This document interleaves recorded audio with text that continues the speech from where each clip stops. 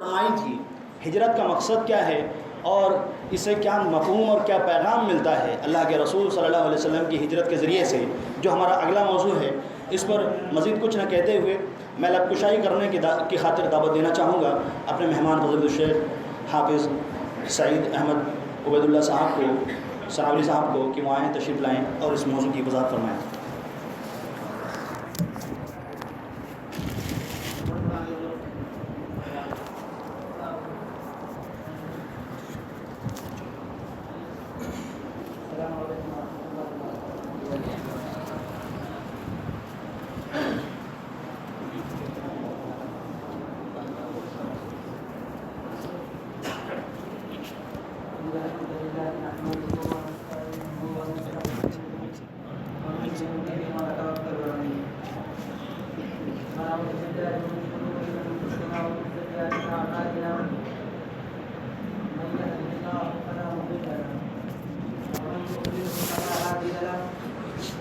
وأشهد أن لا إله إلا الله وحده لا شريك له وأشهد أن محمدا عبده ورسوله أما بعد فإن خير الحديث كتاب الله وخير الهدي هدي محمد صلى الله عليه وسلم وشر الأمور محدثاتها وكل محدثة بدعة وكل بدعة ضلالة وكل ضلالة في النار. أعوذ بالله من الشيطان الرجيم. بسم الله الرحمن الرحيم.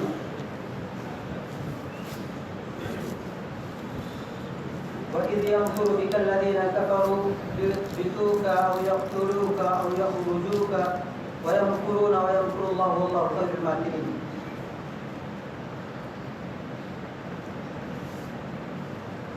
رب اشرح لي صدري ويسر لي أمري واحلل عقدة من لساني يفقهوا قولي رب زدني علما. تمام قسم کی تعریف و توصیف، بڑائی و بزرگی اس اللہ رب العالمین کے لیے ہے جو سارے جہان کا پالنہار ہے، جس کی عظمت یہ ہے کہ اگر سمندر کو روشنائی بنا لی جائے اور اس روئے زمین پر جتنے درخت ہیں ان کا قلم بنا لیا جائے اور رب کی تعریف، رب کی توصیف لکھنی شروع کر دی جائے تو رب کے کلمات نہیں ختم ہوں گے، سمندر ختم ہو سکتی ہے۔ وَلَوْ أَنَّمَا فِي الْأَرْضِ شَجَرَةٍ أَقْلَامٌ وَالْبَحْرُ يَمُدُّهُ سَبْعَةُ أَبْحُرٍ مَا نَفِدَتْ كَلِمَاتُ اللَّهِ۔ دوسری جگہ اللہ رب العالمین نے فرمایا کہ ایک سمندر جو ہے اسی کے جیسے اس کی مدد میں، اس کے معاون میں اور 7 سمندر لے آئے جائیں اور ان کی روشنائی بنا لی جائے اور روئے زمین پر جتنے درخت ہیں سب کے قلم بنا لیے جائیں تو بھی یہ قلم ختم ہو سکتی ہے، 7 سمندر سوکھ سکتا ہے، لیکن رب العالمین کے کلمات کبھی ختم نہیں ہو سکتے ہیں، جس کی عظمت کا یہ عالم ہے۔ لاکھوں کروڑوں درود و سلام ہو اس ہستی اقدس و مقدس پر جن کا نام نامی اسم گرامی محمد صلی اللہ علیہ وسلم ہے۔ وہ ذات مبارکہ مقدسہ مطہرہ کہ رب العالمین نے جنہیں رحمت کائنات بنا کر بھیجا، جن کے ذریعے اہل کائنات کی ہدایت و رہنمائی کا بندوبست فرمایا۔ محترم سامعین کرام، اللہ کے پیارے نبی محمد رسول اللہ صلی اللہ علیہ وسلم کی ذات، آپ کی ہستی وہ ہستی ہے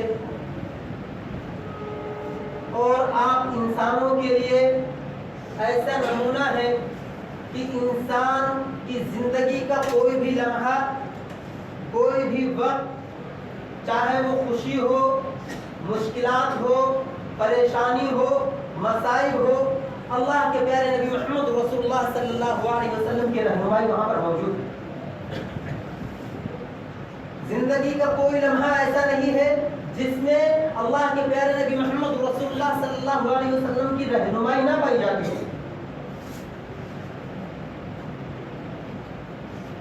جس موضوع کے تحت آج مجھے رب کشائی کرنی ہے، وضاحت کرنی ہے، وہ یہ ہے کہ اللہ کے پیارے نبی محمد رسول اللہ صلی اللہ علیہ وسلم کی ہجرت سے ہم کو کیا سبق ملتا ہے. مجمل طور پر ہم سمجھتے چلیں کہ ایک مسلمان جب اعلی کلمۃ الحق کی خاطر ہر طرف سے مصائب و مشکلات میں گھر جائے، بستی کے تمام لوگ اس کے دشمن اور اس کو ایذا رسانی کے لیے خاص ہو جائیں اور اس کو مصیبت پہنچانے کے لیے، تکلیف پہنچانے کے لیے کوئی دقیقہ فروغ گزاشت نہ کرتے ہوں، اور تو ایسی صورت میں ایک مسلمان کو کیا کرنا چاہیے؟ اس پریشانی کے عالم میں جب اس کے گھر والے، اس کے خاندان والے، اس کے بستی والے، اس کے قبیلے والے، اس کے شہر اور بستی کے لوگ جب اس کے مخالف ہو جائیں تو پھر ایسی صورت میں ایک انسان کو کیا کرنا چاہیے؟ اللہ کے پیارے نبی محمد رسول اللہ صلی اللہ علیہ وسلم کے اسوہ ہمارے سامنے موجود ہے کہ اب اللہ کے پیارے نبی محمد رسول اللہ صلی اللہ علیہ وسلم نے اہل مکہ کے سامنے کلمہ توحید کو بلند کیا. کوہ صفا پر چڑھ کر اللہ کے پیارے نبی محمد رسول اللہ صلی اللہ علیہ وسلم نے جب لوگوں کو آواز دی اور لوگوں کو دعوت دی کہ لوگوں قولوا لا الہ الا اللہ تفلحوا، لوگوں لا الہ الا اللہ کہو کامیاب ہو جاؤ. تملک العرب والعجم، تم عرب کے مالک بن جاؤ گے، عجم تمہارا غلام تمہارے زیر نگیں آ جائے گا. اللہ کے پیارے نبی محمد رسول اللہ صلی اللہ علیہ وسلم نے ایک ایک قبیلے کو مخاطب کر کے فرمایا، کعب ابن لؤی تم بھی سنو، مرہ ابن کعب تم بھی سنو، بنو قصی تم بھی سنو، بنو ہاشم تم بھی سنو، بنو عبد مناف تم بھی سنو، اور بنو عبد المطلب تم بھی سنو. اشترو، لوگوں تم اللہ رب العالمین سے جنت کو خرید لو. یا معشر قریش اشترو انفسکم، تم اپنے آپ کو اللہ رب العالمین سے خرید لو. فإنی لا اغنی عنکم من اللہ شیئا، لوگوں اگر تم اللہ پر ایمان نہیں لائے، اگر تم نے اللہ کی توحید کا اقرار نہ کیا، اگر تم نے اللہ رب العالمین سے جنت نہیں طلب کیا، تو یاد رکھو میں محمد صلی اللہ علیہ وسلم بھی تمہارے کسی کام نہیں آ سکتا ہوں. میں اللہ کے حضور تمہارے سلسلے میں کوئی اختیار نہیں رکھتا. پھر اللہ کے پیارے نبی محمد رسول اللہ صلی اللہ علیہ وسلم نے ایک ایک شخص کو مخاطب کیا، فرمایا یا عباس ابن عبد المطلب، عباس ابن مطلب تم بھی سنو، فإنی لا اغنی عنک من اللہ شیئا، کہ میں اللہ کے حضور اگر تم نے اللہ کی توحید کا اقرار نہ کیا، اللہ کی توحید کو اگر تم نے نہیں مانا تو میں تمہارے کسی کام نہیں آ سکوں گا. اپنی پھوپھی کو مخاطب کر کے فرمایا یا صفیہ عمت رسول اللہ، اے رسول اللہ کی پھوپھی، انی لا اغنی عنک من اللہ شیئا، میں تمہارے کسی کام نہیں آ سکوں گا. اپنی پیاری بیٹی حضرت فاطمہ رضی اللہ تعالی عنہا کو مخاطب کر کے فرمایا یا فاطمہ بنت محمد سلینی ما شئتی، یا فاطمہ بنت محمد سلینی ما شئتی من مالی فإنی لا اغنی عنک من اللہ شیئا. اے میری پیاری بیٹی، تو میرے مال سے دنیا میں جو چاہے مانگ لے، میں اگر تو ایمان نہیں لائی، اگر تم نے اللہ کی توحید کا اقرار نہیں کیا تو میں تیرے کسی کام نہیں آ سکوں گا۔ یہ وہ کلمہ تھا کہ جب اللہ کے پیارے نبی محمد رسول اللہ صلی اللہ علیہ وسلم نے کوہ صفا پر چڑھ کر بلند کیا تو آپ کے خاندان والے، آپ کے اہل والے آپ کے دشمن بن گئے، بستی کے لوگ آپ کے دشمن بن گئے، اور سب سے پہلا جو کفریہ کلمہ وہاں پر ابو لہب نے بکا تھا، اس نے کہا تبا لک یا محمد الہذا جمعتنا۔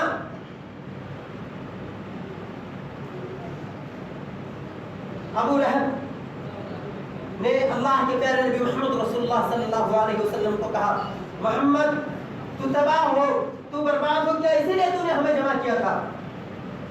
اللہ رب العالمین نے قرآن مجید کے اندر آیت فرمائی تبت یدا ابی لہب وتب، تباہی و بربادی ہو ابو لہب کے لیے۔ یہ وہ کلمہ تھا جس کی وجہ سے لوگ آپ صلی اللہ علیہ وسلم کے مخالف ہو گئے، آپ کو ایذا دینے کے در پہ آ گئے۔ آج ہم غور کریں کہ اس کلمے کے ہم کتنے حقدار ہیں۔ کیا اللہ کے پیارے نبی محمد رسول اللہ صلی اللہ علیہ وسلم نے جس کلمہ توحید کو بلند کیا تھا ہم اس کے کتنا پاس رکھتے ہیں؟ اللہ کے پیارے نبی محمد رسول اللہ صلی اللہ علیہ وسلم لوگوں کو مخاطب کرتے ہوئے فرمائے کہ اگر تم مومن نہ ہوئے، اگر تم نے اللہ کی توحید کا اقرار نہ کیا، اگر تم اللہ کی توحید پر ایمان نہ لائے، تم نے توحید الوہیت کو اگر نہیں سمجھا، نہیں جانا، تو میں تمہارے کسی کام نہیں آ سکوں گا۔ آج مسلمانوں کا ایک بڑا طبقہ، بڑی جمعیت اللہ کو چھوڑ کر غیر اللہ کو حاجت روا سمجھتی ہے، مشکل کشا سمجھتی ہے، غیر اللہ کو کے سامنے فریاد کرتی ہے۔ اللہ کے پیارے نبی محمد رسول اللہ صلی اللہ علیہ وسلم نے جو درس دیا وہ یہ تقولوا لا الہ الا اللہ، لوگوں اللہ کے علاوہ کوئی مشکل کشا نہیں ہے، اللہ کے علاوہ کوئی حاجت روا نہیں ہے، اللہ کے علاوہ کوئی بگڑی بنانے والا نہیں ہے، اللہ کے علاوہ کوئی کشتیوں کو پار لگانے والا نہیں ہے۔ اللہ کے ہاتھ میں عزت ہے، اللہ کے ہاتھ میں ذلت ہے، اللہ کے علاوہ کسی کے ہاتھ میں عزت نہیں، کسی کے ہاتھ میں ذلت نہیں۔ آج ہم نے کیا کیا؟ اسی کلمے کو چھوڑ کر دوسرے کو مشکل کشا، دوسرے کو حاجت روا، دوسروں کو بگڑی بنانے والا، دوسروں کو نفع نقصان کا مالک سمجھ لیا، پھر ہماری یہ حالت ہوگی۔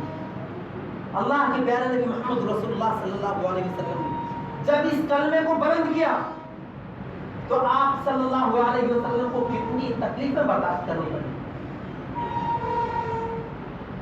لوگ آپ کے پیچھے لگ گئے، آپ کو ساحر، جادوگر، کاہن، کذاب، کیسے کیسے القاب دیے گئے۔ صرف اسی پر بس نہیں کیا گیا، اور آگے بڑھے۔ اللہ کے پیارے نبی محمد رسول اللہ صلی اللہ علیہ وسلم کے پیچھے لگ گئے، آپ کو گالیاں دیتے، برا بھلا کہتے۔ اللہ کے پیارے نبی محمد رسول اللہ صلی اللہ علیہ وسلم لوگوں کو دعوت دیتے تو لوگ پیچھے تالیاں بجاتے اور شور مچاتے، لوگ پتھر مارتے تھے جس سے آپ کی ایڑی لہلہان ہو جاتی تھی، آپ کے قدم مبارک لہلہان ہو جاتے تھے۔ اس کلمے کے خاطر اللہ کی توحید کے دین کو، اللہ کے دین کو بلند کرنے کے لیے اللہ کے پیارے نبی محمد رسول اللہ صلی اللہ علیہ وسلم نے کتنی مصیبتیں برداشت کی۔ اللہ کے پیارے نبی محمد رسول اللہ صلی اللہ علیہ وسلم خانہ کعبہ کے اندر نماز پڑھ رہے ہوتے ہیں، عقبہ ابن معیط اوجھڑی لا کر، اونٹ کی اوجھڑی لا کر آپ کے اوپر رکھ دیتا ہے۔ اللہ کے پیارے نبی محمد رسول اللہ صلی اللہ علیہ وسلم سجدے کے حالت میں پڑے رہتے ہیں، اٹھ نہیں سکتے ہیں۔ آپ کی پیاری بیٹی آتی ہے اور وہ اوجھڑی اٹھا کر سائڈ میں کرتی ہے، جب اللہ کے رسول صلی اللہ علیہ وسلم اٹھاتے ہیں۔ ایک مرتبہ یہی کمبا رومال لے کر اللہ کے پیارے نبی محمد رسول اللہ صلی اللہ علیہ وسلم کے گلے میں ڈال کر اتنی تیزی سے کھینچتا ہے، ایسا لگتا ہے کہ آپ کی دونوں آنکھیں باہر آ جائیں گی۔ یہی قریش مکہ ہے، آپ کو عیسیٰ دینے پر تلے ہوئے ہیں، ایک ساتھ جمع ہو کر آپ کو گھیر لیتے ہیں۔ اور آپ کو مارنا شروع کر دیتے ہیں، برا بھلا کہنے لگتے ہیں۔ پھر یہی عقبہ ابن معیط کم بخت آگے بڑھتا ہے اور اللہ کے پیارے نبی محمد رسول اللہ صلی اللہ علیہ وسلم کے گلے میں چادر ڈال کر کھینچتا ہے۔ حضرت ابوبکر صدیق رضی اللہ تعالیٰ عنہ دوڑے ہوئے آتے ہیں اور چھڑاتے ہیں، الگ کرتے ہیں، کہتے ہیں کیا تم ایک شخص کو صرف اس لیے مار رہے ہو جو کہتا ہے کہ صرف اللہ تعالیٰ ایک ہے؟ اس کے لیے اس کلمے کے خاطر اللہ کے رسول صلی اللہ علیہ وسلم نے اتنی مصیبتیں جھیلی، اتنی پریشانیاں برداشت کی۔ آج ہم اسی کلمے کو بھول گئے، اس کلمے کا پاس نہیں رہا، اس کلمے کا لحاظ نہیں رہا، اور اللہ کے پیارے نبی محمد رسول اللہ صلی اللہ علیہ وسلم کو نوبت یہاں تک پہنچی کہ مکہ میں رہنا دوبھر ہو گیا۔ اللہ کے پیارے نبی محمد رسول اللہ صلی اللہ علیہ وسلم پھر مکہ سے آگے بڑھتے ہیں، قبائل کی طرف جاتے ہیں، لوگوں کو قبائل میں دعوت دیتے ہیں، یہاں تک کہ 103 کلومیٹر پیدل چل کر طائف تشریف لے جاتے ہیں اور وہاں کے سرداران کو آپ کلمہ توحید کی دعوت دیتے ہیں، لیکن وہ لوگ بھی آپ کے ستانے پر آمادہ ہو جاتے ہیں۔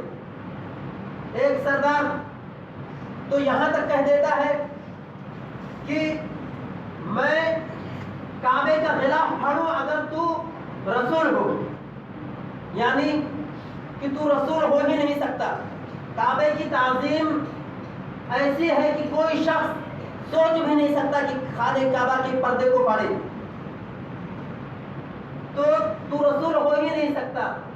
دوسرے سردار کے پاس جاتے ہیں، وہ کہتا ہے کہ کیا تم ہی ملے تھے اللہ کو رسول بنانے کے لیے، کوئی اور نہیں ملا تھا؟ اللہ کے پیارے نبی محمد رسول اللہ صلی اللہ علیہ وسلم تیسرے کے پاس جاتے ہیں، وہ کہتا ہے میں تیرے سے بات ہی نہیں کروں گا، کیونکہ اگر تو اللہ کا رسول ہوا تو پھر یہ میرے لیے بہت بد نصیبی کی بات ہوگی کہ میں تجھ کو جھٹلا دوں، اور اگر تو اللہ پر بہتان باندھنے والا ہے تو اللہ تعالیٰ خود تجھ سے مل دے گا، کیونکہ اللہ پر بہتان باندھنے والا اس لائق نہیں ہوتا کہ اس سے بات کی جائے۔ اللہ کے پیارے نبی محمد رسول اللہ صلی اللہ علیہ وسلم کہتے ہیں ٹھیک ہے، تم نے جو میرے ساتھ کیا مجھے اس سے کوئی شکوہ نہیں ہے، مجھے اس سے کوئی شکایت نہیں ہے، لیکن یہ خبر اپنے آپ تک رکھنا، باہر مت کرنے دینا۔ لیکن ان کمبختوں نے اتنے ہی پہ بس نہیں کیا، طائف کے اوباشوں کو، طائف کے بدماشوں کو آپ کے پیچھے لگا دیا، اور وہ لوگ اللہ کے پیارے نبی محمد رسول اللہ صلی اللہ علیہ وسلم چلتے تو آپ کو گالیاں دیتے، سیٹیاں بجاتے اور آپ کو کنکری مارتے۔ آپ کے ساتھ میں آپ کے غلام ساتھ میں ہوتے ہیں، آپ کو بچانے کے لیے کبھی آگے جاتے ہیں کبھی پیچھے آتے ہیں تاکہ پتھر روک سکے۔ وہ خود کئی جگہ پہ زخمی ہو جاتے ہیں، ان پر سر زخمی ہو جاتا ہے، زخم سے لہو لہان ہو جاتے ہیں۔ اللہ کے پیارے نبی محمد رسول اللہ صلی اللہ علیہ وسلم کو دونوں سائڈ سے گھیر لیتے ہیں اور اس قدر تکلیف دیتے ہیں، اس قدر ایذا دیتے ہیں کہ 3 میل تک آپ کو ستاتے ہوئے چلے جاتے ہیں، یہاں کی اللہ کے پیارے نبی محمد رسول اللہ صلی اللہ علیہ وسلم کو ایک باغ میں پناہ نہیں پڑتی۔ یہ پریشانیاں، یہ مصیبتیں، یہ تکلیفیں اللہ کے پیارے نبی محمد رسول اللہ صلی اللہ علیہ وسلم نے کس لیے دی؟ اعلاء کلمت الحق کی خاطر، رب کی توحید کے لیے، رب کی توحید کو لوگوں میں عام کرنے کے لیے، لوگوں کو اللہ کی طرف بلانے کے لیے، اور اسی کرنے کے لیے آپ کو تو ستایا ہی گیا، لیکن آپ صلی اللہ علیہ وسلم کے جو ساتھی تھے، جو آپ کے ہمنوا تھے، ان کو بھی ستانے میں کوئی دقیقہ برداشت نہیں کیا گیا، اور یہ کسی شخص کے لیے انتہائی اذیت ناک ہوتی ہے کہ کوئی شخص کوئی دعوت دے، اس کے پیروکاروں کو اس کے سامنے ستایا جائے، اس کے سامنے مارا جائے اور اس کے سامنے اس کو ذلیل کیا جائے۔ یہ تکلیف اللہ کے پیارے نبی محمد رسول اللہ صلی اللہ علیہ وسلم کے لیے انتہائی اذیت ناک تھی، اور ستایا بھی کس طرح گیا؟ حضرت عثمان غنی رضی اللہ تعالیٰ عنہ جب لا الہ الا اللہ کلمہ توحید کو پڑھتے ہیں تو ان کے چچا ان کو چٹائی میں لپیٹ کر دھواں دیتے ہیں کہ یا تو اس دھوئیں سے دم گھٹ کر مر جائے یا پھر اس کلمے سے باز آ جائے۔ حضرت مصعب بن عمیر رضی اللہ تعالیٰ عنہ بڑے ناز و نعمت میں پلے ہوئے ہوتے ہیں، بہت ہی ناز و نعمت تھے، لیکن جب اسلام لاتے ہیں تو اتنی سختیاں برداشت کرنی پڑتی ہیں کہ ان کے چمڑے اس طرح سے نکل جاتے ہیں جیسے سانپ اپنی کچلی نکالتا ہے۔ حضرت صہیب بن سنان رومی رضی اللہ تعالیٰ عنہ کو اس قدر مارا جاتا ہے، اس قدر مارا جاتا ہے کہ ہوش و حواس غائب ہو جاتے ہیں، ان کو خبر ہی نہیں ہوتی کہ میں اپنے زبان سے کیا کہتا ہوں۔ حضرت بلال حبشی رضی اللہ تعالیٰ عنہ جب اسلام لاتے ہیں تو ان کا سردار ان کے گلے میں رسی ڈال کر مکہ کے اواشوں کو دے دیا کرتا ہے۔ وہ آپ کو مکہ کی تپتی پہاڑیوں میں وہ آواز کھینچتے ہوئے رہتے ہیں، آپ کو گالیاں دیتے ہیں، آپ کو مارتے ہیں، ستاتے ہیں، پھر تھک کر لا کر چھوڑ دیتے ہیں۔ وہ رسی کا نشان آپ کے گلے پر پڑا رہتا ہے۔ صرف اسی پر بس نہیں کرتا، جب آواز لا کر چھوڑ جاتے ہیں وہ ڈنڈا لے کر آپ کو زخمی کرتا ہے، آپ کو مارتا ہے۔ جب دھوپ کی تمازت بڑھ جاتی ہے، شدت بڑھ جاتی ہے، مکہ کی تپتی ہوئی ریت ہے، تپتے ہوئے کنکر ہے، تپتے ہوئے پتھر ہے، اور اس پتھر پر لیٹا کر اوپر سینے پر ایک پتھر رکھ دیتا ہے کہ تاکہ وہ یہیں پر پڑے رہیں اور یہیں پڑے رہیں، اور یہاں تک کہ یا تو یہ ختم ہو جائے یا اللہ کی توفیق سے باز آ جائیں۔ لیکن اس حال میں بھی وہ اللہ احد کا نعرہ لگاتے رہتے ہیں۔ حضرت عمار بن یاسر رضی اللہ تعالیٰ عنہ اور ان کے والدین جب اسلام قبول کرتے ہیں تو اس قدر ستایا جاتا ہے، اس قدر تکلیف دی جاتی ہے کہ اس تکلیف کی تاب نہ لا کر یاسر رضی اللہ تعالیٰ عنہ فوت ہو جاتے ہیں۔ آپ کی والدہ محترمہ حضرت سمیہ رضی اللہ عنہا کو ابو جہل آپ کی شرمگاہ میں خنجر مار کر شہید کر دیتا ہے، اور حضرت عمار رضی اللہ تعالیٰ عنہ کو اس قدر ستایا جاتا ہے، کبھی تو تپتے ہوئے ریتوں میں لٹا دیا جاتا ہے، کبھی انہیں پانی کے اندر ڈبویا جاتا ہے، کبھی گلے میں پھندا ڈال کر کھینچا جاتا ہے، زخموں کی تاب نہیں لاتے۔ حضرت افلا رضی اللہ تعالیٰ عنہ جب اسلام قبول کرتے ہیں تو ان کے پیر میں بیڑیاں ڈال کر انہیں دھوپ پہ چھوڑ دیا جاتا ہے۔ حضرت خباب بن عارت رضی اللہ تعالیٰ عنہ جب اسلام قبول کرتے ہیں تو ان کی جو سردار ہوتی ہے وہ گرم لوہار کے گھر پہ رہتے ہیں، گرم سلاخ لا کر آپ کے سر پر رکھ دیتی ہے، اور ایک مرتبہ حد تو یہاں تک ہو جاتی ہے کہ آگ تپتی ہوئی آگ پر لے جا کر لٹا دیا جاتا ہے، اور پھر آپ کی کمر کی چربی سے وہ آگ بجھ جاتی ہے۔ یہ تکلیفیں، یہ مصیبتیں، یہ پریشانیاں جب انسان کے اوپر آئے تو کیا کرے، اس کو کیا کرنا چاہیے، یہ سبق ہمیں ملتا ہے۔ کیا ہمیں اپنے دین سے سمجھوتا کر لینا چاہیے؟ کیا ہمیں کفر سے سمجھوتا کر لینا چاہیے، یا تبلیغ حق میں مداہنت کرنی اور رواداری کے نام پر ہمیں تبلیغ حق سے باز آ جانا چاہیے؟ یا مذہبی رواداری کے نام پر اپنے دین، اپنے ایمان، اپنے عقیدے سے سودا کر کے اپنے دین کے اندر لچک پیدا کر لینی چاہیے؟ لوگوں، اسلام ہمیں اس بات کی قطعاً اجازت نہیں دیتا ہے۔ آج ہماری حالت کیا ہے؟ ہم اگر مارے جا رہے ہیں، ہم اگر ستائے جا رہے ہیں تو اس کی وجہ کیا ہے معلوم ہے؟ کبھی ہم نے غور کیا؟ کبھی ہم نے سوچا؟ اس کی وجہ یہ ہے کہ ہم نے اللہ کے پیارے نبی محمد رسول اللہ صلی اللہ علیہ وسلم کے اسوہ کو بھلا دیا۔ آپ نے اس دین کی خاطر جو تکلیفیں جھیلی اس کو بھلا دیا۔ اس کے لیے یہ پریشانی ہمیں ہے۔ اسلام کبھی بھی اس بات کی قطعاً اجازت نہیں دیتا ہے کہ کوئی شخص کفر و الحاد کو ملا لے۔ مشرکین مکہ بھی اللہ کے پیارے نبی محمد رسول اللہ صلی اللہ علیہ وسلم کے پاس آئے اور انہوں نے کہا تھا کہ اے محمد صلی اللہ علیہ وسلم، ایسا کیجئے کہ آپ ہمارے معبودوں کی عبادت کر لیجئے، ہم آپ کی معبود کی عبادت کر لیتے ہیں۔ اللہ کے پیارے نبی محمد رسول اللہ صلی اللہ علیہ وسلم نے فرمایا قل یا ایھا الکافرون لا اعبد ما تعبدون، اے کافرو جس کی تم عبادت کرتے ہو، جس کی تم پرستش کرتے ہو، جس کی تم پوجا کرتے ہو، ہم اس کی پوجا نہیں کر سکتے۔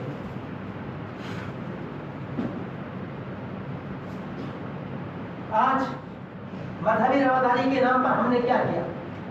ہم میں سے کچھ لوگوں نے تو یہ کیا کہ اپنے دین کی تبلیغ سے باز آ جائیں۔ لوگ تبلیغ سے باز آ گئے، سوچا کہ جب ہم تبلیغ سے باز آ جائیں گے، ان سے گھل مل کر رہیں گے تو ان کی شدت جو ہے وہ ختم ہو جائے گی۔ اس کے لیے کچھ لوگ تو تبلیغ سے باز آ گئے، کچھ لوگوں نے سوچا مذہبی رواداری کے نام پر اپنے دین کے اندر، اپنے عقیدے کے اندر لچک پیدا کر لیا۔ انہوں نے کیا کیا؟ ان کے تیوہاروں سے اپنے تیوہاروں کا کچھ ملاپ کیا، ان کے تیوہاروں میں شرکت کرنے لگے۔ دیوالی ہے، دسہرا ہے اور کوئی تیوہار ہے، سب میں شامل ہونا چالو کر دیے۔ شاید اس سے بھی ہو سکتا ہو ان کی شدت میں کمی آ جائے، ان کی دشمنی میں کمی آ جائے۔ مذہبی رواداری کے نام پر یہ چیزیں ہمارے اندر داخل کر دیں۔ لوگوں یاد رکھو، مذہبی رواداری، ہمارا اسلام ہمیں اس بات کی قطعاً اجازت نہیں دیتا ہے۔ شرک اور توحید کا کبھی ملاپ ہو ہی نہیں سکتا ہے، اور جو یہ سوچے کہ شرک اور توحید کا ملاپ ہو سکتا ہے وہ کبھی مومن اور مسلم ہو ہی نہیں سکتا ہے۔ اسلام نے ہمیں اس بات کی قطعاً اجازت نہیں دی۔ مذہبی رواداری کے نام پر ہم ان کے تیوہاروں میں شریک نہیں ہو سکتے ہیں، ہم ان کی خوشیوں میں نہیں شریک ہو سکتے ہیں۔ اور صحابہ کرام رضوان اللہ علیہم اجمعین نے اپنے عمل کے ذریعے ثابت کر کے دکھایا ہے کہ جب لوگ اعلاء کلمت الحق کی خاطر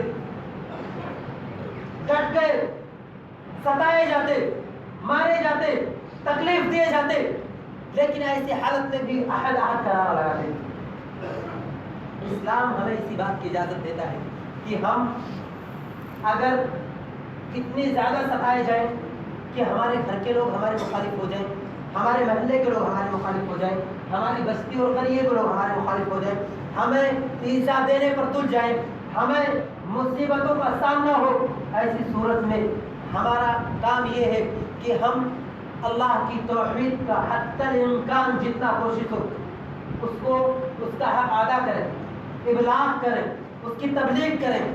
جب ہر طرف سے راستے مسدود ہو جائیں، جب پورے بستی کے لوگ، جب آس پاس اور پاس پڑوس کے لوگ جب اس کے مخالف ہو جائیں، تب ایسی صورت میں ہم اپنے ایمان کو بچانے کے لیے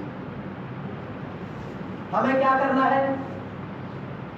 کفر کے ساتھ مصالحت نہیں کرنی ہے، ہمیں مذہبی رواداری کے نام پر ان کے طریقوں کو نہیں اپنانا ہے، بلکہ ہمیں ہجرت کرنے کا حکم دیا۔ ہم ہجرت کر جائیں۔ یہ ہجرت ہمیں کیا پیغام دیتا ہے؟ کفار مکہ نے آپ صلی اللہ علیہ وسلم کو ستایا، مارا، ایذا دیا، استہزاء کیا، ہر طرف سے جو بھی ہو سکتا تھا سب کچھ کرنے کے باوجود جب دیکھے کہ یہ اعلاء کلمت الحق سے باز نہیں آتے ہیں، رب کی توحید کی دعوت سے باز نہیں آتے ہیں، تو انہوں نے آپ کو قتل کرنے کا منصوبہ بنایا، اور صرف منصوبے ہی پہ تک نہیں رکھا بلکہ اس کو عمل میں لانے کے لیے سرداران قریش جمع ہو گئے کہ آپ صلی اللہ علیہ وسلم کا آج رات میں خاتمہ کر دیں گے۔ ابو جہل جیسا شرکت انسان اس خوشی میں مبتلا ہے، اس خوش فہمی میں ہے کہ یہ محمد جو کہتا تھا قولوا لا الہ الا اللہ تفلحوا، لوگوں لا الہ الا اللہ کہو کامیاب ہو جاؤ گے، جو کہتا تھا کہ لا الہ الا اللہ کہو تم جنت میں چلے جاؤ گے، تم لا الہ الا اللہ کہو اللہ رب العالمین جہنم سے تم کو نجات دے دے گا، آج کون ہے جو اس کو بچا سکتا ہے؟ اللہ کے پیارے نبی محمد رسول اللہ صلی اللہ علیہ وسلم، اللہ پر بھروسہ، اللہ پر توکل، اللہ پر ایمان، یہ پیغام اللہ کے پیارے نبی محمد رسول اللہ صلی اللہ علیہ وسلم نے ہمیں دیا۔ اللہ کے پیارے نبی محمد رسول اللہ صلی اللہ علیہ وسلم اللہ پر بھروسہ کرتے ہیں، اللہ پر توکل کرتے ہیں، تو اللہ رب العالمین کیا راستہ نکالتا ہے؟ لوگ قتل کرنے کے لیے تلوار سینچ کر ننگے تلوار لے کر آپ کے دروازے پر کھڑے ہیں کہ محمد صلی اللہ علیہ وسلم باہر نکلے، ہم ان کا کام تمام کر دیں گے۔ اللہ کے پیارے نبی محمد رسول اللہ صلی اللہ علیہ وسلم اپنی جگہ پر حضرت علی رضی اللہ تعالیٰ عنہ کو سلا کر خود سورہ یاسین کی ایک آیت پڑھتے ہوئے وَجَعَلْنَا مِن بَيْنِ أَيْدِيهِمْ سَدًّا وَمِنْ خَلْفِهِمْ سَدًّا فَأَغْشَيْنَاهُمْ فَهُمْ لَا يُبْصِرُونَ پڑھتے ہوئے ایک مٹھی کنکری اور دھول لے کر ان کافروں کے سر پر ڈالتے ہوئے چلے جاتے ہیں۔ جب کوئی اللہ رب العالمین پر توکل کرتا ہے، جب اللہ رب العالمین پر بھروسہ کرتا ہے، جب اللہ رب العالمین کے لیے اپنی زندگی کو ترجیح دیتا ہے، تو اللہ رب العالمین اس طرح اپنے بندے کی حفاظت کرتا ہے۔ یہ سبق ہے، یہ سبق دیتا ہے اللہ رب العالمین ہم کو۔ ان کو خبر تک نہیں ہوتی ہے، سامنے سے نکل جاتے ہیں۔ پھر اللہ کے پیارے نبی محمد رسول اللہ صلی اللہ علیہ وسلم اپنے رفیق کے پاس جاتے ہیں، حضرت ابو بکر صدیق رضی اللہ تعالیٰ عنہ کو ساتھ میں لیتے ہیں۔ رات کے وقت غار ثور کے اندر چلے جاتے ہیں۔ یہ ہجرت ہمیں کیا پیغام دیتی ہے؟ ہجرت رسول سے ہم کو کیا پیغام ملتا ہے؟ کفار قریش جب دیکھتے ہیں، کفار دیکھتے ہیں کہ اللہ کے پیارے نبی محمد رسول اللہ صلی اللہ علیہ وسلم نکل چکے ہیں، آپ کے پیچھے پڑ جاتے ہیں۔ چاروں اطراف مکہ سے نکلنے والے جتنے راستے ہیں، ہر راستے میں پہرا بٹھا دیتے ہیں تاکہ کہیں بھی، اور یہ اعلان کر دیتے ہیں، یہ منادی کروا دیتے ہیں کہ جو شخص محمد صلی اللہ علیہ وسلم اور ابو بکر رضی اللہ تعالیٰ عنہ کو زندہ مردہ لے کر آئے گا، اسے 100 اونٹ انعام دیا جائے گا، 100 سرخ اونٹ انعام میں دیا جائے گا۔ لوگ نکلتے ہیں تلاش کے لیے، لوگ ڈھونڈنے کے لیے جاتے ہیں، اور ایک موقع تو ایسا آتا ہے کہ یہ قیافہ شناس لوگ، یہ رستہ پہچاننے والے لوگ اس جگہ پر پہنچ جاتے ہیں غار ثور کے اندر، جہاں اللہ کے پیارے نبی محمد رسول اللہ صلی اللہ علیہ وسلم حضرت ابو بکر صدیق رضی اللہ تعالیٰ عنہ کے ساتھ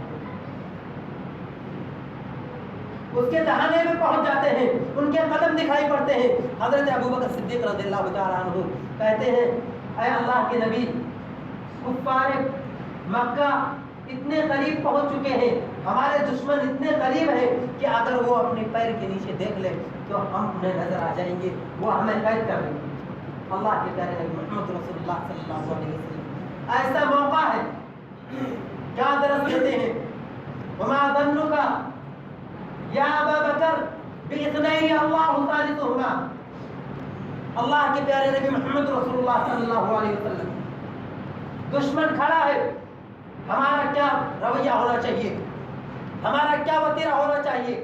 دشمن کھڑا ہو تلوار لے کر، گولی لے کر ہمارے سر پر کھڑا ہو، ایسی صورت میں بھی اللہ پر ہمیشہ ہمارا بھروسہ ہونا چاہیے، اللہ پر توکل ہونا چاہیے۔ اللہ کے پیارے نبی محمد رسول اللہ صلی اللہ علیہ وسلم دنیا کی سب سے عظیم ہستی، دونوں جہان کے سردار حضرت ابو بکر صدیق رضی اللہ تعالیٰ عنہ، جن کی عظمت کا عالم یہ ہے کہ اللہ رب العالمین قرآن مجید کے اندر جن کی عمر کی قسم کھاتا ہے، جن کی زندگی کو ہمارے لیے اسوہ بنا دیا، جن کی اطاعت اللہ کی اطاعت، جن کی نافرمانی اللہ کی نافرمانی، جن سے آگے بڑھنے کی اجازت نہیں، جس کے ذکر کو اللہ رب العالمین نے خود بلند کیا ہو۔ میرا عقیدہ ہے، اہل حدیث کا یہ عقیدہ ہے، اہل حدیث کا یہ ایمان ہے کہ آپ کے جیسا اس دنیا کے اندر آج تک نہ کوئی آیا اور نہ رہتی قیامت کوئی آ سکتا ہے، قیامت تک کوئی نہیں آ سکتا۔ آپ کے جیسا مقام اس دنیا کے اندر نہ کسی کو حاصل ہوا اور نہ قیامت تک کسی کو حاصل ہو سکتا ہے۔ اتنی عظیم ہستی ہے، لوگوں کو کیا دعوت دیتی ہے، کیا سبق دیتی ہے۔ آج ہمارا عالم کیا ہے؟ ہم دیکھیں اللہ کے پیارے نبی محمد رسول اللہ صلی اللہ علیہ وسلم ایسے موقع پر یہ درس نہیں دیتے ہیں کہ دنیا کی سب سے عظیم ہستی، دنیا کی سب سے کریم ہستی تمہارے ساتھ ہے، تم کو ڈرنے کی ضرورت نہیں۔ کیا درس دیا، کیا سبق دیا اللہ کے پیارے نبی محمد رسول اللہ صلی اللہ علیہ وسلم نے؟ ایسے موقع پر بھی فرمایا اللہ ہمارے ساتھ ہے، ہمیں ڈرنے کی ضرورت نہیں، لا تحزن ان اللہ معنا۔ یہ سبق ہم کو ملتا ہے اس ہجرت سے۔ ہم نے کیا کیا؟ ہماری حالت کیا ہے؟ اللہ کو چھوڑ کر غیر اللہ کے سامنے اپنے سر کو جھکا دیا، غیر اللہ سے مدد مانگنے لگے، غیر اللہ سے فریاد رسی کرنے لگے، غیر اللہ کو اپنا سب کچھ سمجھ لیا۔ پھر یہ مصیبت ہم پر آئی نہیں تو کیا؟ اللہ کے پیارے نبی محمد رسول اللہ صلی اللہ علیہ وسلم ایسی وقت بھی توحید کا درس دیتے ہیں۔ کیا فرماتے ہیں؟ اللہ ہمارے ساتھ ہے۔ ہم کیا کرتے ہیں؟ اللہ کو چھوڑ کر غیر اللہ کو، نبی کو، ولی کو، پیر کو، فقیر کو اپنے عظمت کے باوجود ان کی عظمت سے ہم کو انکار نہیں، ان کی ولایت سے انکار نہیں، ان کے مرتبے سے انکار نہیں، لیکن اللہ کی ذات میں، اللہ کی صفات میں کسی کو شریک نہیں کیا۔ ہم نے کیا کیا؟ غیر اللہ کو شریک کر لیا۔ وہ اللہ جو 6 ارب لوگ ایک ساتھ اپنی اپنی زبان میں اللہ رب العالمین سے سوال کریں تو وہ رب العالمین سب کی باتوں کو سننے والا ہے۔ وہ اللہ جو ہم کو حکم دے کہ تم مجھ کو پکارو، ادعونی استجب لکم، تم مجھ کو پکارو میں تمہاری پکار کو سنوں گا۔ جو مجھ کو نہیں پکارتا، جو مجھ سے اعراض کرتا ہے، میں اس کو سخت سزا دوں گا۔ وہ اللہ رب العالمین جو ہم کو یہ حکم دے کہ میں تمہارے شہر سے بھی زیادہ قریب ہوں، تم مجھ سے سوال کرو۔ وَإِذَا سَأَلَكَ عِبَادِي عَنِّي فَإِنِّي قَرِيبٌ أُجِيبُ دَعْوَةَ الدَّاعِ إِذَا دَعَانِ۔ جب پکارنے والا پکارتا ہے تو میں اس کی پکار کو سنتا ہوں۔ آج ہم اس اللہ کو چھوڑ کر کسی نبی کو، کسی ولی کو، کسی پیر کو، کسی فقیر کو اپنا حاجت روا سمجھ لیں، اپنا مشکل کشا سمجھ لیں اور پھر اس سے فریاد کریں۔ جو اپنی قوم کے علاوہ دوسری قوم کی زبان کو نہیں جانتا، جو اپنی قوم کے علاوہ دوسروں کو نہیں پہچانتا ہو، وہ ہماری فریاد رسی کیا کر سکتا ہے؟ جو مرنے کے بعد اتنا محتاج ہو کہ خود غسل نہ کر سکے، جو اتنا محتاج ہو خود قبر کے اندر نہ جا سکے، جس کو نہلائے بھی ہم اپنے ہاتھ سے، جس کا جنازہ بھی ہم پڑھیں، جس کو دفنائے بھی ہم اپنے ہاتھ سے، وہ اتنا پہنچا ہوا کیسے ہو سکتا ہے؟ جو اتنا مجبور تھا خود اپنا جنازہ نہیں پڑھ سکتا، جو اتنا مجبور تھا خود نہا نہیں سکتا، جو اتنا مجبور تھا خود دفن نہیں ہو سکتا، ہم اس سے فریاد رسی کریں، ہم اس سے لو لگائیں، ہم اس کے سامنے اپنے جبی کو خم کریں تو پھر یہ مصیبت نہیں آئے گی۔ کیا میرے بھائیوں، یہ سبق اللہ کے پیارے نبی محمد رسول اللہ صلی اللہ علیہ وسلم نے اس ہجرت سے ہم کو دیا کہ مسئلہ کیسا بھی ہو، کتنے بھی مشکل مسائل ہو، مصیبتیں کتنی بھی ہو، کتنے بھی مشکل مراحل ہو، لوگ چاروں طرف سے گھیر کے رکھے ہوں، ننگی تلوار ہو، گولیوں کی بوچھار میں ہو، ایسی صورت میں بھی اگر ہم کو بھروسہ کرنا ہے تو اللہ رب العالمین، ہم کو توکل کرنا ہے تو اللہ رب العالمین پر کرنا ہے، ہم کو اپنا لو لگانا ہے تو اللہ رب العالمین سے لگانی ہے، ہم کو محبت کرنی ہے تو اللہ رب العالمین سے محبت کرنی ہے۔ یہ سبق ہم کو ملتا ہے۔ اور ہجرت کے واقعے سے ایک اہم سبق جو ہم کو ملتا ہے وہ یہ ہے ایفا عہد کا۔ عبداللہ ابن اریقط کون تھا؟ مسلمان نہیں تھا۔ اللہ کے پیارے نبی محمد رسول اللہ صلی اللہ علیہ وسلم ہجرت سے پہلے چند سکوں کے عوض ایک معاہدہ کیا تھا کہ آپ ہم کو راستہ دکھا کر مدینہ منورہ تک پہنچا دیں۔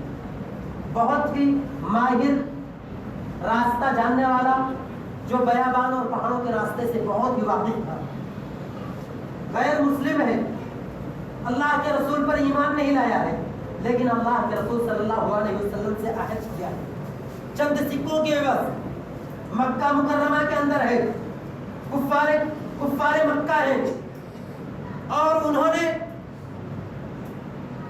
یہ اعلان کر دیا ہے کہ جو محمد صلی اللہ علیہ وسلم کا پتہ بتا دے، جو ابو بکر صدیق رضی اللہ تعالیٰ عنہ کا پتہ بتا دے، ان کو زندہ یا مردہ حاضر کر دے، 100 سرخ اونٹ انعام کریں گے۔ غیر مسلم ہے، اللہ کے رسول سے عہد کا اتنا پاس ہے، اتنا لحاظ ہے، مکہ کے اندر ہے، پتہ ہے غار ثور کے اندر ہے، مکہ کے اندر ہے، معلوم ہے اگر میں نے بتا دیا غار ثور کے اندر ہے، 100 اونٹ سرخ اونٹ، جو اس وقت کی سب سے عظیم سواری سمجھی جاتی تھی، سب سے مہنگی سواری تصور کی جاتی تھی۔ آج کے دور میں اگر ہم اس کا تصور کرنا چاہیں تو کاروں میں مہنگی گاڑیاں، آڈی، مرسڈیز، BMW سے ہم اس کا موازنہ کر سکتے ہیں، یا اس سے بھی مہنگی جہاز سے اس کا موازنہ کر سکتے ہیں۔ اللہ کے رسول صلی اللہ علیہ وسلم سے عہد کا اتنا پاس اور اتنا لحاظ ہے کہ مکہ کے اندر ہے، لیکن اللہ کے پیارے نبی محمد رسول اللہ صلی اللہ علیہ وسلم کا پتہ نہیں پتا تھا۔ ہم مسلمان ہیں، غور کرو ہم نے کتنا اللہ کے پیارے نبی محمد رسول اللہ صلی اللہ علیہ وسلم سے عہد کیا، ہم نے لا الہ الا اللہ پڑھا، ہم نے محمد رسول اللہ صلی اللہ علیہ وسلم کا کلمہ پڑھا، آپ کی اتباع کا ہم نے عہد کیا، اللہ کے رسول کی فرما برداری کا عہد کیا، اللہ کے فرمان پر عمل کرنے کا عمل کیا۔ ہم نے کیا کیا؟ اللہ کے فرمان کو اپنایا، اللہ کے فرمان پر عمل کیا، اللہ کے رسول صلی اللہ علیہ وسلم کی اتباع کی، اللہ کے رسول صلی اللہ علیہ وسلم کو اپنا اسوہ محمد سمجھ کر اس کے مطابق عمل کیا؟ نہیں کیا۔ آج ہمارا معاشرہ، ہمارا رہن سہن، ہمارا چال ڈھال کیسا ہے؟ کس طریقے سے ہے ہم؟ نہ ہمارا چہرہ رسول پاک صلی اللہ علیہ وسلم کے اسوہ کے مطابق، نہ ہماری چال چلن رسول پاک صلی اللہ علیہ وسلم کے اسوہ کے مطابق، نہ ہمارے گھر کا رہن سہن، نہ ہمارے گھر کے لوگ اللہ کے پیارے نبی محمد رسول اللہ صلی اللہ علیہ وسلم کے اسوہ کو اپنا کے رکھتے ہیں۔ ایک غیر مسلم عہد کا اتنا پاس اور اتنا لحاظ رکھتا ہو، ایک مسلمان ہو کر اللہ کے پیارے نبی محمد رسول اللہ صلی اللہ علیہ وسلم سے عہد کرے، اس کا پاس نہ رکھے، اس کا لحاظ نہ رکھے، کتنی بدنصیبی کی بات ہے، کتنی بدبختی کی بات ہے۔ ہماری حالت کیا ہے؟ ہم بزنس کرتے ہیں صرف چند روپیوں کے لیے، چند سکوں کے لیے، ایک سے سودا کیے ہیں، 1000 2000 کی بات ہے، مکر گئے، دوسرے کو دے دیا۔ ہمارا عالم کیا ہے؟ کمپنی کے اندر گئے، سود دے دیا، رشوت دے دی تاکہ مال ہم کو مل جائے۔ ہماری حالت کیا ہے؟ دھوکہ دھڑی سے اپنے مال کو بیچ دیا۔ ایک مشرک، ایک کافر عہد کا رسول اللہ صلی اللہ علیہ وسلم سے اتنا پاس اور اتنا لحاظ رکھتا ہو، ہم مسلمان ہیں، اللہ کا کلمہ پڑھنے والے ہیں، رسول اللہ صلی اللہ علیہ وسلم کا کلمہ پڑھنے والے ہیں، اور ہم عہد کا اگر اتنا بھی پاس نہ رکھیں، اتنا لحاظ بھی نہ رکھیں، تو ہمارے مسلمان ہونے کا کیا مطلب؟ اس لیے میرے بھائیوں، یہ وہ سبق ہے جو ہجرت رسول سے ہم کو ملتا ہے، جو ہمیں یہ سبق دیتا ہے کہ ہم اللہ پر توکل کریں، ہم اللہ پر بھروسہ کریں، ہم اگر مانگیں تو اللہ رب العالمین سے مانگیں، ہم لو لگائیں تو اللہ سے اللہ لگائیں۔ اللہ رب العالمین سے دعا ہے کہ اللہ رب العالمین ہمیں اللہ کی توحید کو سمجھنے، اس کے مطابق عمل کرنے، اللہ کے پیارے نبی محمد رسول اللہ صلی اللہ علیہ وسلم کا اس کو اپنانے کی توفیق عطا فرمائے۔ اللہ رب العالمین جب تک زندہ رکھے، کلمہ توحید پر زندہ رکھے، جب تک ہم زندہ رہیں، ایمان کی حالت میں رہیں، اللہ رب العالمین جب ہمارا خاتمہ فرما تو کلمہ توحید پر فرما۔ اللہ رب العالمین جب تو ہمیں اس دنیا سے اٹھا تو ہمارے زبان پر لا الہ الا اللہ کا کلمہ ہو۔ یا اللہ تو ہمیں اللہ کے پیارے نبی محمد رسول اللہ صلی اللہ علیہ وسلم کے اطاعت کرنے کی، آپ کے اس دعا کے مطابق اپنی زندگی گزارنے کی توفیق عطا فرما۔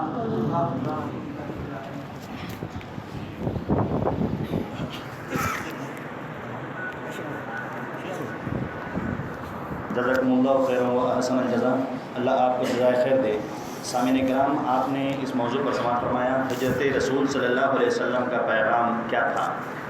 اگر ہم چند لفظوں میں اس کو بیان کرنا چاہیں تو ہم نے جو چیزیں سیکھی ہیں اللہ کے رسول صلی اللہ علیہ وسلم کے ہجرت کا پیغام کہ وحدانیت، توکل، استقامت، غیر منصفانہ رواداری، لکم دینکم ولی دین کی ترجمانی، صبر، دعوت دین کی تڑپ، ایفاء عہد اور اللہ کے رسول صلی اللہ علیہ وسلم کے ساتھ جو جان نثار صحابہ کرام تھے۔